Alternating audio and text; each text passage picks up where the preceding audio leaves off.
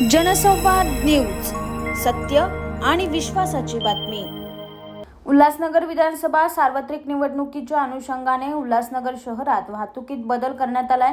पवई चौक येथील प्रांत कार्यालयात मतमोजणी होणार आहे। त्या अनुषंगाने पवई चौक ते 17 सेक्शन येथील रस्त्यावर वाहतूक कोंडी होऊ नये या अनुषंगाने वाहतुकीत बदल करण्यात आलाय। याविषयी वाहतूक पोलीस निरीक्षक भामरे यांनी माहिती दिली।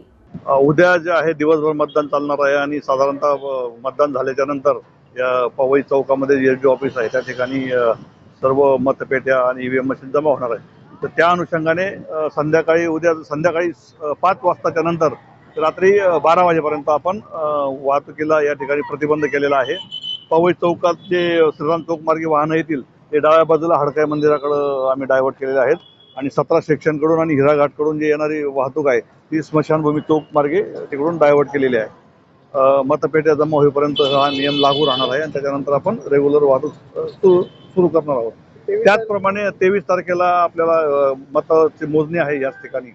तर हे हिराघाटकडून येणारी जी पूर्ण ट्रॅफिक आहे ती त्या दिवशी पण बंद राहणार आहे आणि पवई चौकाकडून येणारी ट्रॅफिक जी आहे श्रीराम चौकाकडून येणारी पवई चौक ती पण त्या दिवशी बंद केलेली आहे।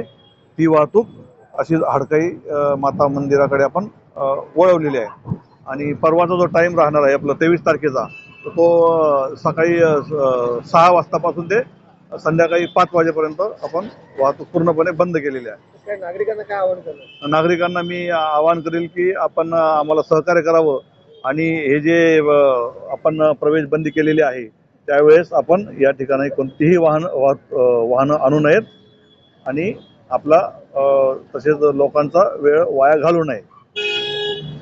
आकाश सहाने, जनसंवाद न्यूज, उल्हासनगर।